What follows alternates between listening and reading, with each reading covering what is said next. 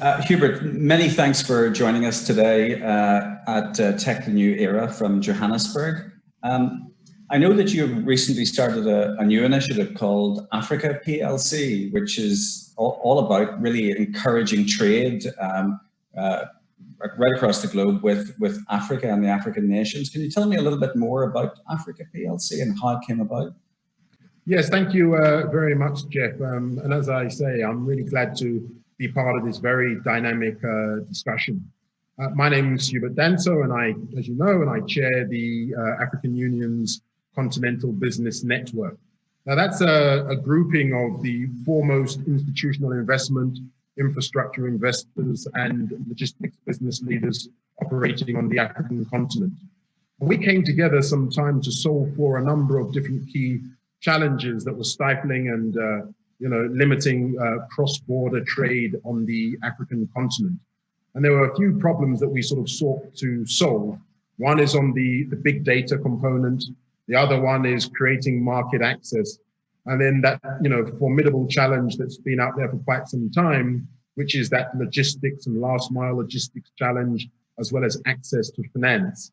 So the combination of working with a number of key institutions, the International Chamber of Commerce, the Chartered Institute of Purchase and Supply, a number of major trade finance banks and corporates, was the platform that we launched called Africa PLC, Africa Public Limited Company, Africa Private Limited Company, which is essentially a business-to-business, a business-to-government e-trade and fintech platform to facilitate trade in support of Africa's $3.2 trillion African continental free trade area. And is it primarily developed in order to develop partnerships between companies outside of Africa and within Africa? Because I think a lot of companies have a reluctance sometimes to trade with Africa because it's just so confusing. It's such a huge market, and the channels to market are a wee bit unknown to them. Is part of it about that? Yes, I mean, I think you've touched on the key motivators and functionality that the platform has. As I mentioned, we have the African Continental Free Trade Area, which is effectively by number of countries the largest free trade area in the world. It's about a $3.2 trillion GDP collective in terms of economic space. And that came about after a lot of negotiations and great leadership by African heads of state, because we recognize that, our intra-African trade was very low, anywhere in the region between 14 to 16%, depending on whose research you rely. So primarily the platform supports intra-African trade, companies within one part of Africa transacting and trading and fulfilling and financing trade within the African continent. But a greater challenge that's linked into the genius behind the African Continental Free Trade Area is that it's going to catalyze a lot of investment and a lot of trading activity that will make Africa much more competitive in terms of its ability to trade globally and get access to that global market. At current times, we have less than sort of 2% of global trade. But to your question, the mere fact that we have created this platform and support the African Continental Free Trade Area to boost intra-African trade, and having this single channel, it really does enable and sort of de-demonize and demystify the opportunities for international companies to be able to access the African market. So they can now come in through one platform. They can now look at very specific and segmented vertical markets. So if you're in the healthcare sector, there's a healthcare marketplace constituted where there are key buyers and sellers and the financiers and all of the key healthcare procurers are all in one place. Rather than what you have now is it's a very manual process, to get the data, to be able to analyze the data, to be able to vet your counterparty, to be able to finance the goods, deliver the goods, and maintain that relationship is a very manual and cumbersome process. And one that we have found that has basically just led a number of our global and domestic trading partners to just not want to trade with Africa. So we believe that being able to remove these very specific challenges through a digital platform that has blockchain trade finance and logistics capabilities, as well as big data to be able to understand the classification of the goods, ensure that they're bona fide, and ensure that the counterparty is a reputable company with a good track record, we think is very transformative. And your background is very much focused on infrastructure and or has been prior to Africa PLC, and opening up at least the information about large capital and infrastructure projects. Do you think that then this is kind of the next stage where SMEs and smaller organizations trading goods and services really can get access to that market? Because it has been a slow process, really, hasn't it, in terms of that accessibility? Yeah, absolutely. I think my personal passion is, enfranchising small and medium-sized enterprises. So to be able to have a platform like Africa PLC to do that has been an absolute pleasure. But prior to actually getting involved in the infrastructure investment space, hot out of university in Sussex in the UK, where I read my LLM in international commercial law, I actually spent a number of years at the International Chamber of Commerce in Paris, where I used to head up their global trade and customs policy commissions, as well as their relationships with intergovernmental organizations. So that ability to be able to reconcile some of the regulatory and policy frameworks that are required to create a more hospitable environment, particularly to support SMEs, has been a critical part of this journey. And unfortunately or fortuitously, we now have COVID-19, which has really precipitated trade and customs distancing. So it's really come at the right time when, in the absence of being able to have that face-to-face contact as we did pre-COVID-19, digital trade and digital access is really the only way for small and medium-sized enterprises to survive. So it's a very critical role that technology, as you know, is playing. I think we're seeing that across a number of different governments. And we're very fortunate to be able to, through the Continental Business Network, work very closely in a very practical way with a number of African policymakers, as well as heads of state that are wholly committed to enfranchising and really helping our small and medium-sized enterprises trade, survive, and thrive ultimately through into this new digital agenda. As you know, the small and medium-sized sector in Africa is really our largest employer. So we really need to really focus and give them all the support that we can so that they can continue to be a major contributor towards economic and social development on the continent. Absolutely. And, it is said that there is kind of a tipping point where certain economies have to get to a certain point before the economic growth really takes off. Can you give us a sense in terms of what you know about the African nations as to which nations are probably the most dynamic, the furthest ahead, the most likely to see very rapid growth, the types of growth that we've been seeing, in Southeast Asia and India to some extent as well? Which nations are really getting there and getting it in terms of tech and economic development? Well, I'll probably pick off the last part of your question first, because I was at a very interesting discussion just a few weeks ago, and everyone was asking, what do you think the largest company in Africa will be in 10 years? And the answer that got the most resonance is that company probably has not been created yet. That's the level of innovation and pace that we're actually seeing that will be enabled and driven through technology.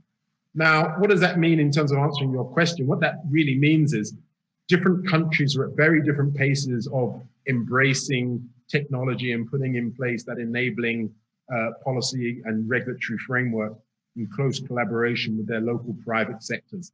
So I don't actually think anyone is much further ahead than the others.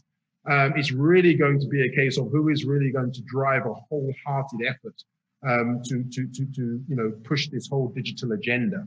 Now, who's at the front runner in terms of the most visible, in terms of being innovative? I think Rwanda has got a very strong profile under the stellar leadership of President Paul Kagame. You're talking about robotics being used in trade distancing times right now within and across Rwanda. You're seeing drones being used across East Africa.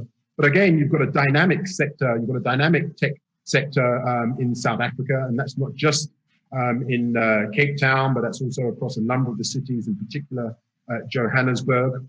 I think it's well documented that Nairobi is a great hub in East Africa.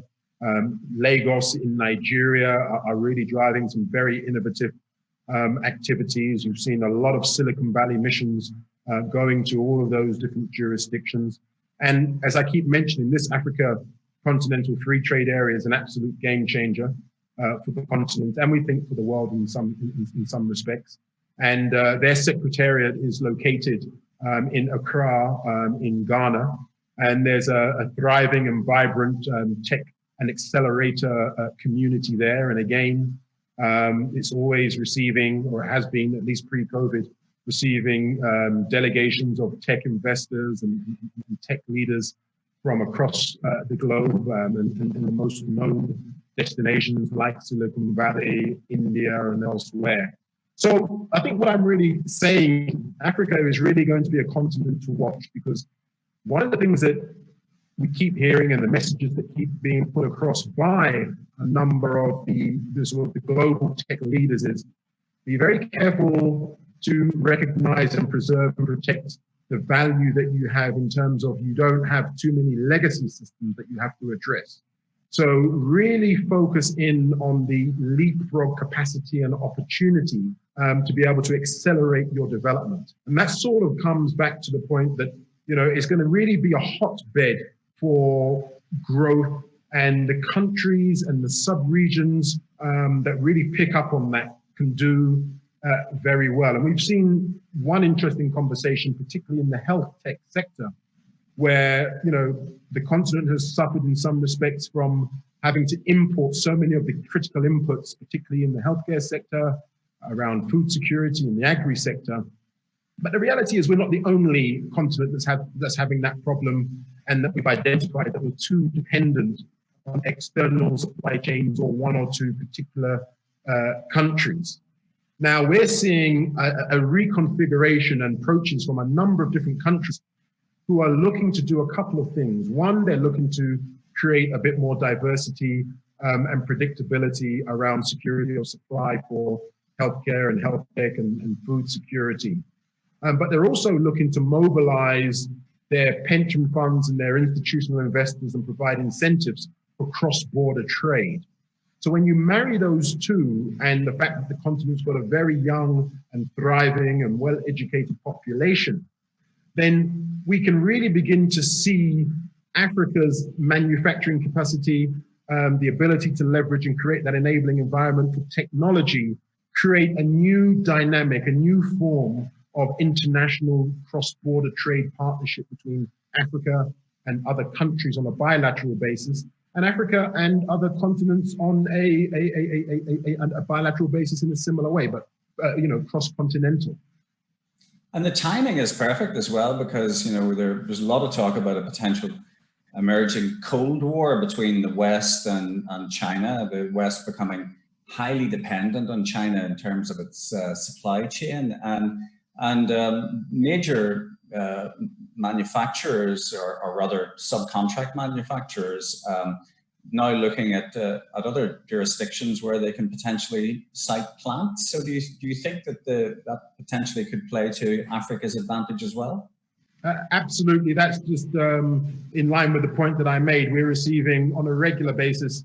I mean, I've just got off 3 calls even prior to this meeting today from all from different continents, looking at precisely this particular opportunity to be able to facilitate that cross-border trade relationship, but not just from the traditional motivators, but really to create that sovereignty of supply, a new form of tech-driven bilateral bilateral relationships. As you say, the world is becoming much more multipolar. And as a consequence of that, all of the existing supply chains are having to be reconfigured because we were dependent on a system that we grew very accustomed to, and we just took it for granted. Now, when all the borders are closed, we're having to look for new suppliers, new terms, new relationships, reevaluate the governance within the different supply chains, and artificial intelligence, regtech, blockchain.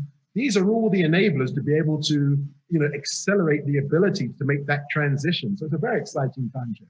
Absolutely, and yeah, there's a sort of coalescing of not just macroeconomic factors, but also technologies themselves that can underpin a lot of these solutions. And blockchain is one. I think there's a big theme really emerging from the Tech the New Era, the event, where we're going to be discussing how blockchain is acting almost as a leapfrogging impact, in terms of the creation of new technology companies and new technology models. Just on the infrastructure point again, what's it looking like in terms of the development, say, of broadband infrastructure and also mobile infrastructure? Is that potentially a bottleneck in terms of certain nations, that the infrastructure isn't getting in fast enough? Well, I think one of the key things that we at the Continental Business Network have been working hard with our leaders to focus on is really to have digital infrastructure mainstreamed with the classical infrastructure that we look at in terms of power and transport and social infrastructure. We really have worked hard to ensure that now digital infrastructure is really seen as that attractive and competitive investable asset class. So there are a number of opportunities in the sort of digital infrastructure space. And then, of course, when you can marry that with the services that typically benefit from that and overlay that, particularly e-trade, e-commerce, whether it's B2B or B2C or B2G, again, represents good opportunity. But, there's a lot of talk about 5G, but we also have to be quite realistic and recognize that, we've in the continent probably got a bit of an oversupply of 4G. And so, a lot of the issues we've still got to deal with, particularly at the consumer level, is affordability. And, as we've seen a number of countries that are beginning to investigate and test just a little bit, there's a handful at the moment, 5G. There's still a lot of work that needs to be done to put the right business model in place. And that's predominantly going to be driven by the fact that we need to continue to work with our governments to put the right regulatory environment in place that can unlock the necessary investment opportunities. And those investment opportunities do exist. I think in the first context, they're likely to be much more driven by public sector institutions of the customers, as well as private institutions, until that business model is a bit more affordable and accessible to the average consumers. But again, when you can take a view on the value proposition being a global one, then the faster, the better, the quicker, the cheaper, more dynamic infrastructure that you have in place, that's clearly going to go towards enhancing your global competitiveness. And make no mistake, as the continent, we are very committed to, increasing our share of global trade and competitiveness in this post-COVID-19 economy. Hubert, you recently attended the UK Africa Investment Summit in London. Do you sense that the relationship between the United Kingdom and Africa is a strong one and potentially getting stronger? Do you have a good sense of what came out of that conference, that there is a real commitment? Yes, Jeff, I certainly do. I've had the privilege to attend not just the UK Africa Investment Summit, but a number of the others, including FOCAC, the China Africa Summit, the India Africa Summit, the Tokyo International Conference for African Development, the Russia Africa Summit. And, the follow-up and the focus and the levels of commitment from the British, from the UK Africa Summit, I think have been first class. and head and shoulders in many respects above what we see in a number of the other bilateral forums. I can say that from personal experience, because we're involved in a lot of the follow-ups, and I've had follow-ups with ministers that have approached us for follow-ups. So it's not one of those situations where you have to go and follow up and see whether the actual outcome was the fact that the event took place, but rather, it's like is it all about the wedding or is it about the marriage? I think the British government is very much about the marriage. The approach that I've seen really plays very positively into the point that I made earlier on in our conversation, which is there is a new form of partnership that has been precipitated not only by COVID-19, but just by the advent of technology and its role in fintech and trade. And I think the credentials of the United Kingdom, particularly as a global fintech competitive destination, as well as a global leader in tech, bodes very well for the relationship between Africa and the United Kingdom, and in particular, the African continental free trade area. So if we can marry those elements, and as I mentioned in our previous conversations, we've had very dynamic engagements with the permanent secretaries from both the Department for International Development, DFID, as well as the permanent secretary from the Department for International Trade, who are driving these initiatives. And I can say again, firsthand, it is not lip service, very practical, very mutually rewarding and balanced and equitable discussions around how a new form of e-trade and tech-driven relationship can be beneficial not only to Africa or the UK, but for the global trading system equally. So yes, I think it was a very, very positive activity and event, and I think that we'll all be very positively surprised when we start hearing a number of announcements of partnerships between the African private sector and the British private sector, supported by the likes of the Department for International Trade and the Department for International Development. So we're very optimistic. Excellent. Listen, Hubert, I really appreciate your time, and it's wonderful to have so many positive messages about the opportunities for trade with Africa. And I just wish you every success and look forward to meeting you soon when all these travel restrictions are eliminated in London or indeed in Johannesburg. So thank you very much indeed. It's my pleasure, Jeff, and please keep up the great work. This is the type of leadership that we need, that brings us all together. Thank you very much. I appreciate it. Thank you.